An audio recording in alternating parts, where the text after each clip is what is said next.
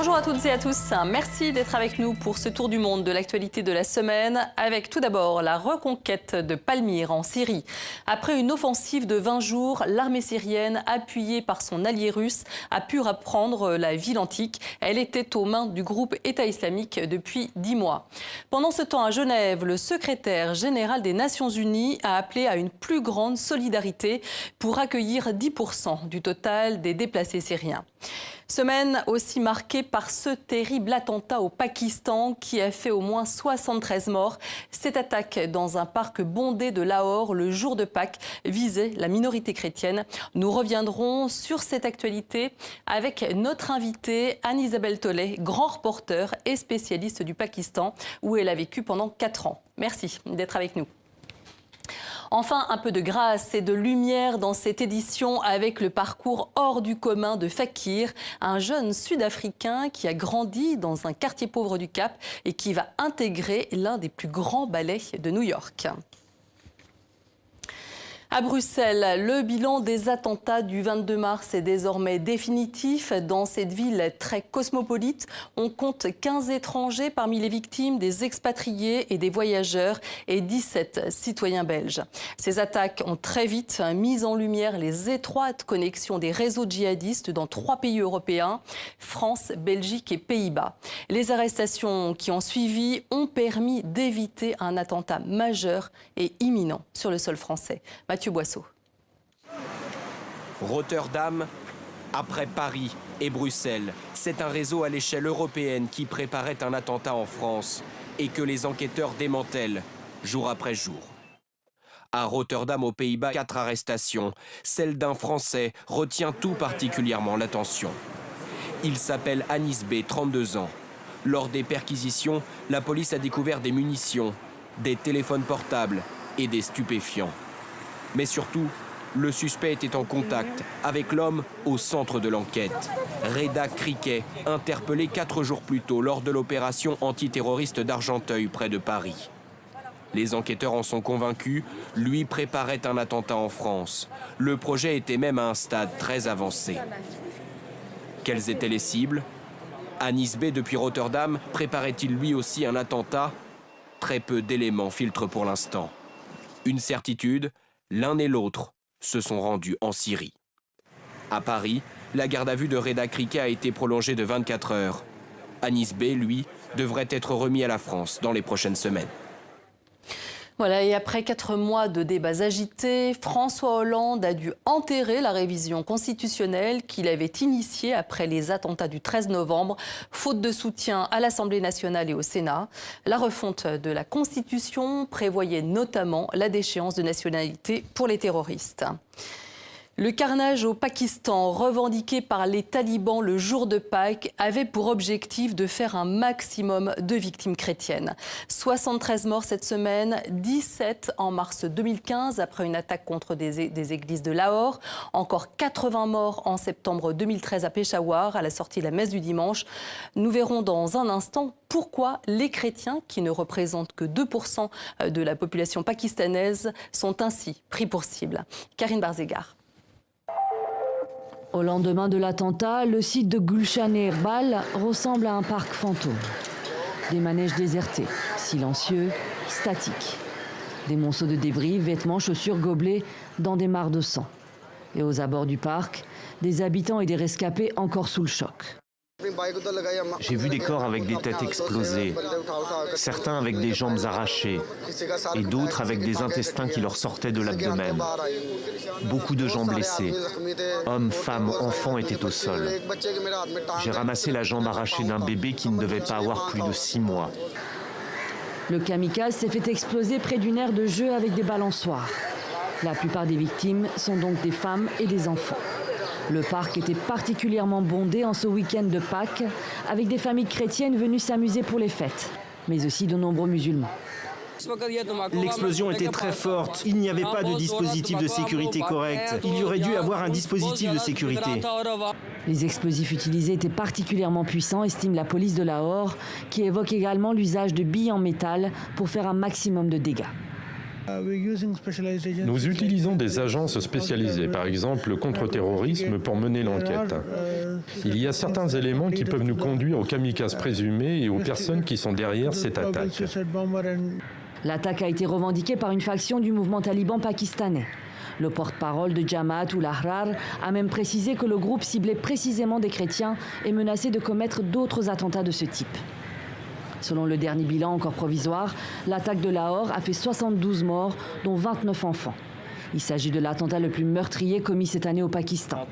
3 jours de deuil national ont été décrétés dans la province du Punjab. Anne-Isabelle Tollet, bonjour. Vous êtes grand reporter, spécialiste de zones sensibles, comme l'Afghanistan, le Pakistan. Vous êtes également lauréate du prix Elina et Louis Powell pour votre essai « La mort n'est pas une solution », qui raconte donc l'histoire d'Asia Bibi, condamnée à la pendaison pour blasphème. C'est un livre qui est paru aux éditions du Rocher. Alors, au Pakistan, il ne s'agit pas en fait des mêmes motivations qu'à Paris, à Bruxelles ou en Côte d'Ivoire. On est dans un contexte très particulier de ces lois anti-blasphème. Oui, c'est vrai. Expliquez-nous. C'est vrai, il est important de rappeler, de faire la passerelle entre cet attentat qui a fait de nombreuses victimes à Lahore et qui visait en effet spécifiquement les chrétiens, avec le climat dans lequel le Pakistan vit depuis un mois notamment, qui traverse une crise interne liée à cet autre terrorisme qui sont les lois anti-blasphème au Pakistan. Et de fait, cette faction talibane, qui appartient à l'ensemble des groupes talibans qui militent depuis plusieurs années pour que ces lois controversées du blasphème ne soient pas réformées, et à travers Asia Bibi, qui est devenue, malgré elle, l'emblème de cette loi anti-blasphème, ils ont manifesté en marge de cet attentat devant la présidence pakistanaise pour dire « Nous exigeons qu'Asia Bibi soit pendue ». Pourquoi ? Parce que il y a un mois, l'assassin du gouverneur du Pendjab, musulman, je précise... Oui, qui lui avait tenté d'éradiquer ces lois anti-blasphème. Et qui avait notamment pris la défense d'Asia Bibi, a été pendu, puisqu'il avait été lui aussi condamné à mort. Le gouverneur a été assassiné. Le gouverneur a été assassiné en 2011. Son assassin, qui était son propre garde du corps, Mumtaz Kadri, a été condamné à mort. Et la pendaison a eu lieu il y a un mois au Pakistan. Si Asia Bibi est liée aussi à cet attentat de Lahore, c'est parce que elle est chrétienne.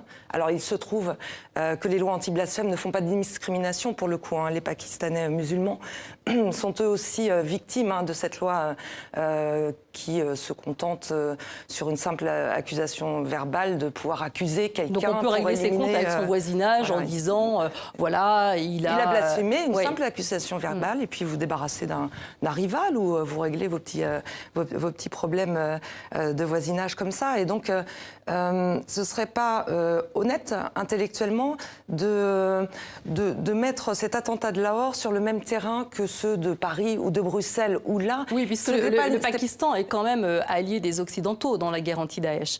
Donc on pourrait penser qu'il s'agissait de ça, mais non. Et puis d'abord, le Jamaat ul-Ahrar, qui a revendiqué l'attentat, ne fait pas de manière certaine allégeance à l'État islamique. Il fait partie des groupes des talibans pakistanais qui, depuis plus de 10 ans... Les talibans, on pensait quand même qu'ils étaient affaiblis, mais ce n'est pas le cas. Non, les talibans ne sont pas affaiblis et en effet, ils essayent de déstabiliser le pouvoir politique au Pakistan pour instaurer une charia. Mais ils ne visent pas particulièrement les chrétiens. La preuve, c'est que depuis ces 10 dernières années, les attentats touchent majoritairement les mosquées, les musulmans, pour fragiliser le pouvoir politique et prendre ainsi le pouvoir au Pakistan en imposant la loi des talibans, la charia des talibans. Et alors, le gouvernement joue un double jeu finalement par rapport aux talibans. Alors oui, le gouvernement est très embêté d'abord par ces lois anti-blasphème, parce que toutes les personnes politiques qui ont manifesté un émoi à l'égard d'Asia Bibi ont été assassinées. Donc la classe politique pakistanaise se mure dans le silence, dans la crainte de représailles, et on peut comprendre qu'ils ne veulent pas mourir, mais bon, on demande quand même à un gouvernement de prendre ses responsabilités. Oui, parce que tous ceux qui ont essayé ont été finalement assassinés. Tués. Voilà, et c'est pour ça que finalement, il ne reste plus que moi, ici, depuis la France, donc c'est facile pour essayer de relancer la communauté internationale pour s'intéresser à cette loi qui, encore une fois, est une autre forme de terrorisme au Pakistan et qui prend en otage tout un pays. Donc, pourquoi le gouvernement ne s'en prend-il pas plus vigoureusement finalement aux talibans ? Pourquoi il n'y a pas une éradication totale des talibans, puisque le gouvernement pourrait en avoir les moyens ? Il faut se rappeler que l'ennemi numéro 1 de l'Inde... du Pakistan, c'est l'Inde, l'ennemi juré. Ils sont frères et ennemis depuis des ennemis. Il y a encore un conflit qui sévit au Cachemire. Et donc, le double jeu du gouvernement veut qu'il n'ait pas tant que ça envie de se débarrasser de tous leurs combattants, de tous leurs militants, au cas où il y aurait un nouveau conflit ouvert avec l'Inde. Et c'est pour ça qu'il les garde à la frontière indo-pakistanaise, au niveau du Sud-Waziristan notamment. Mais de temps en temps, c'est vrai que le gouvernement pakistanais est obligé de justifier les millions de dollars qu'ils reçoivent des États-Unis dans la lutte contre le terrorisme et commettent des actions de force contre les talibans. Mais c'est vrai que c'est pas très clair. Les talibans sont utiles aussi au Pakistan dans le cas où il y aurait un conflit avec l'Inde. Alors, on l'a vu, la France s'est mobilisée à chaque attentat. Les couleurs ont été marquées sur la Tour Eiffel. Pourquoi, en fait, là, la Tour Eiffel n'a-t-elle pas arboré les couleurs du Pakistan? Il y a eu tout un débat cette semaine autour de ça. Alors, quel est votre point de vue sur cette question?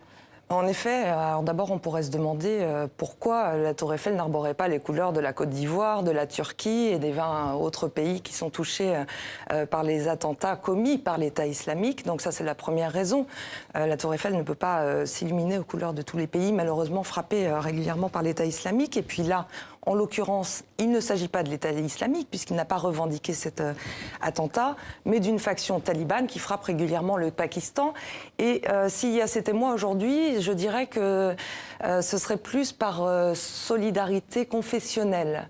Et si on ne veut pas faire le jeu des talibans ou de l'État islamique qui vise justement à nous diviser et à renforcer les antagonismes chrétiens-musulmans, il n'y a pas de raison que la Tour Eiffel s'illumine aux couleurs du Pakistan parce que cette fois, les attentats ont touché les chrétiens et pas les musulmans, comme c'est le cas la majorité du temps. Les autres minorités au Pakistan sont les chiites, à hauteur de 20%. Ils représentent 20%, et les ahmadis aussi, qui sont les chrétiens, eux, ne représentent que 2%. Alors pourquoi sont-ils considérés comme des citoyens de seconde zone? Eh bien, c'est historique, c'est comme ça depuis des générations. Les chrétiens au Pakistan donc, représentent 3 millions sur 200 millions de musulmans, à majorité sunnite. Et historiquement, ce sont ce qu'on appelle les intouchables, donc des hindous, des basses-castes qui se sont convertis au christianisme. Donc ça, pareil, ça n'a rien à voir avec nos chrétiens occidentaux, si vous voulez. Ils étaient historiquement hindous et ils se sont convertis au christianisme. Et puis, l'attentat qui vise les chrétiens ne vise spécifiquement cette religion, certes, mais pas les démocraties ou l'Occident, comme Bruxelles ou Paris a pu être touché récemment. Et donc c'est pour ça que la mairie de Paris reste dans son rôle laïque, puisque la France représente les valeurs de laïcité, et défend au mieux les valeurs de démocratie au Pakistan.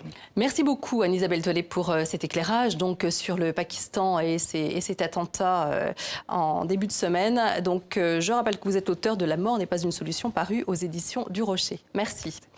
À Genève, cette semaine, 90 pays réfléchissaient aux possibilités d'accueil des réfugiés syriens, des migrants dont les chances d'accès à l'Europe s'amenuisent depuis l'entrée en vigueur de l'accord entre les 28 et la Turquie, un dispositif censé freiner le courant migratoire.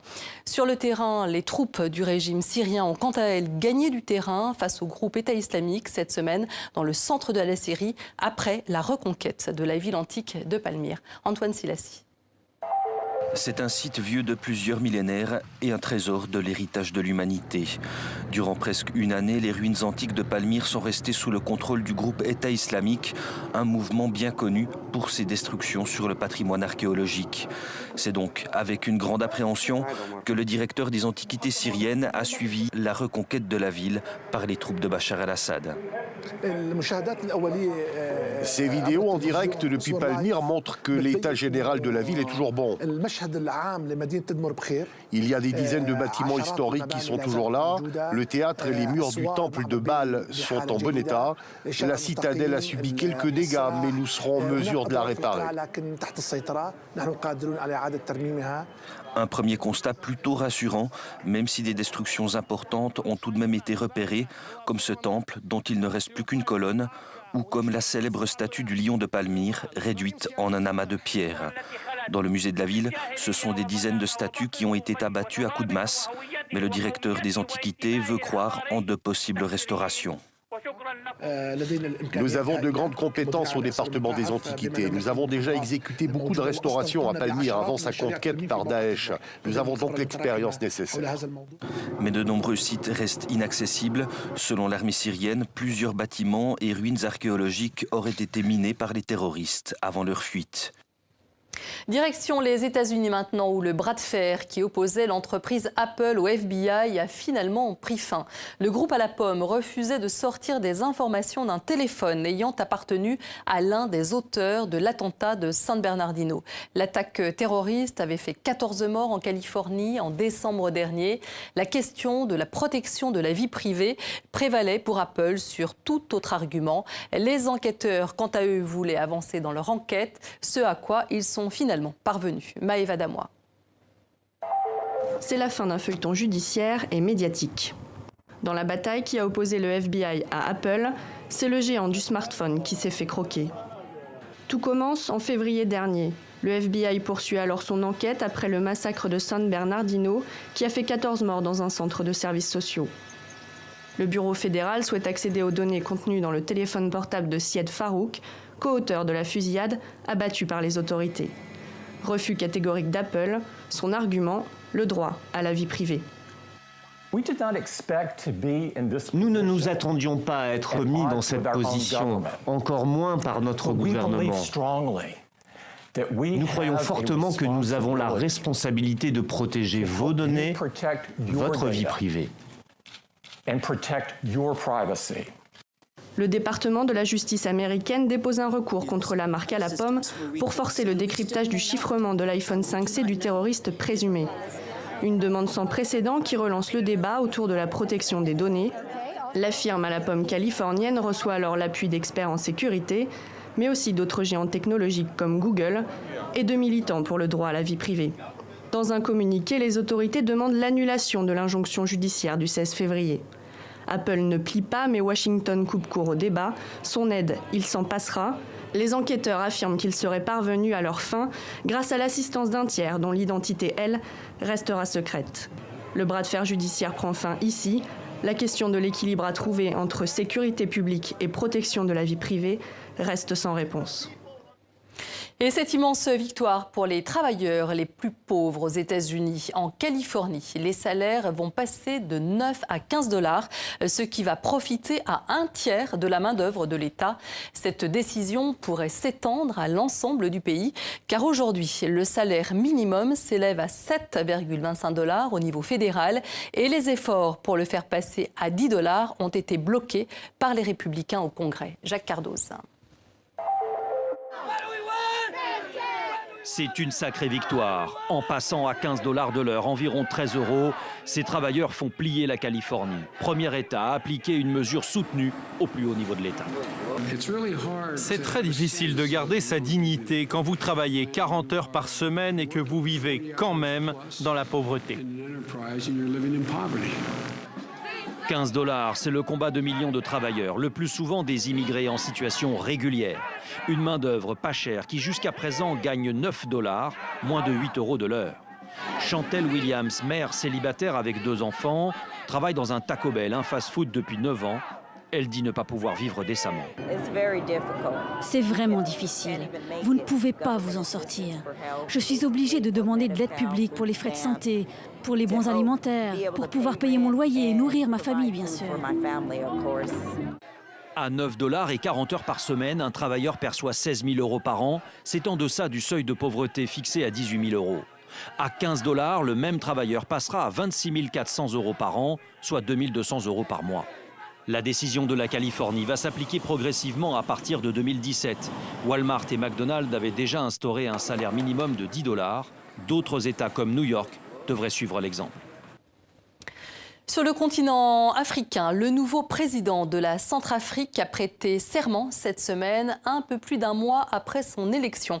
Faustin Archange Touadéra a été investi en grande pompe à Bangui. Plusieurs chefs d'État étrangers étaient présents pour l'occasion. L'ancien Premier ministre hérite d'un pays en ruine après les tueries intercommunautaires de 2013 et 2014. Il s'est dit inquiet de la fin de la mission de la force militaire française Sangaris, fin 2016. Et le président du Congo-Brazzaville, Denis Sassou Nguesso, était présent pour l'occasion. Sa réélection, très contestée le 20 mars dernier, après 32 années au pouvoir, avait entraîné des tensions dans la capitale et une semaine d'inactivité. L'appel de l'opposition à une journée ville morte a été plus ou moins suivi. La quasi-totalité des boutiques sont toutefois restées fermées dans plusieurs quartiers de Brazzaville. Mais beaucoup ont repris le travail dès lundi, jour férié, pour nourrir leur famille, car dans ce petit pays pétrolier et forestier, la pauvreté est largement répandue et le chômage frappe 40% de la population selon le Fonds monétaire international. Alors, à défaut de rester au chômage ou de voler pour se nourrir, beaucoup acceptent un travail de forçat. Florian Plocher. Sur les rives du fleuve Congo, les ouvriers de la carrière Combé enchaînent les pelletés de sable. Malgré la chaleur, ils sont des dizaines à venir travailler pour gagner quelques euros à la fin de la journée. Un métier dur, mais ces jeunes n'ont pas le choix. Au Congo, 60% de la jeunesse est au chômage. C'est un métier difficile, très difficile. Notre gouvernement, c'est par mieux. Il bouffe l'argent par mieux. Ne suivez pas des jeunes. Après une semaine d'inactivité à la suite de l'élection présidentielle, il ne faut pas perdre de temps. Mais dans cette petite carrière artisanale, l'activité est saisonnière, rythmée par les pluies équatoriales. Son exploitant, Alfred, regrette le manque de soutien de l'État face aux compagnies nationales et internationales installées au Congo. L'État a privilégié les Chinois, les Chocofrons, les grandes entreprises par rapport à nous. Donc vraiment nous sommes rejetés par l'État par rapport à la souffrance qu'on fait. Certains ouvriers sont là depuis des années.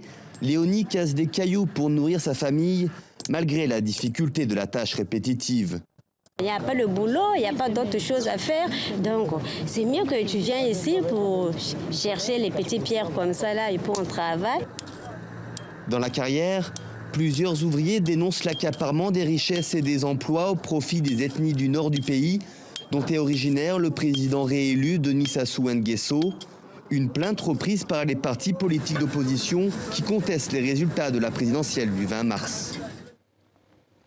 Heureusement, il existe des destins plus heureux, même s'ils sont rares, comme celui de Fakir, un jeune Sud-Africain plein de promesses. Enfant d'une maman toxicomane, il a grandi dans un quartier pauvre de la ville du Cap. Mais aujourd'hui, il va intégrer l'un des plus grands ballets new-yorkais. À croire qu'une fée s'était penchée sur son berceau. Emmanuel Godard. Dès qu'il enfile ses chaussons, sa concentration se lit sur son visage. Fakir a 12 ans et il est déjà un danseur émérite. Certains le surnomment ici le Billy Elliot d'Afrique du Sud. Danseur gracieux, plein d'assurance, une présence scénique captivante et de grands rêves.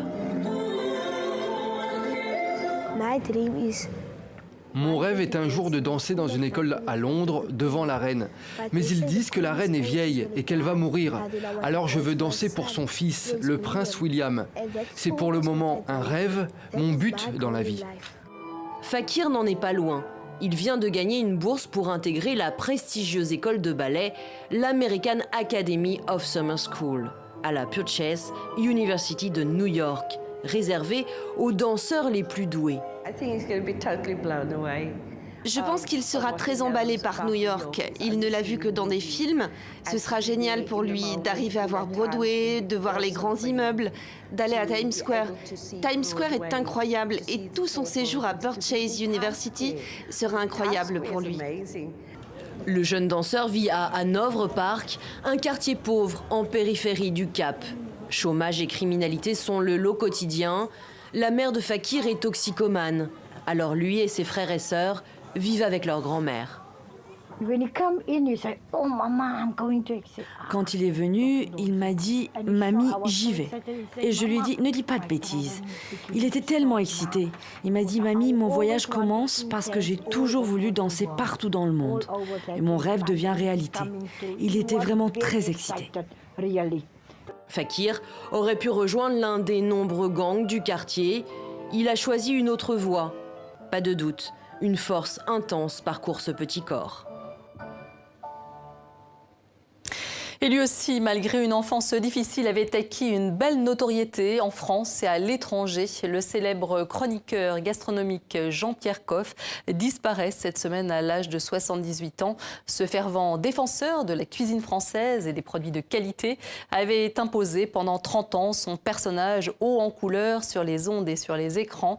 Convaincu que l'on pouvait bien manger pour pas cher, Jean-Pierre Coff appelait les consommateurs à changer leurs habitudes alimentaires. À bon entendeur. Voilà, c'est ainsi que se referme cette émission. Merci de l'avoir suivi. Comme toujours, vous trouverez les fiches pédagogiques et les exercices qui vont avec sur notre site internet www.tv5monde.com. Très bonne suite de programme à tous.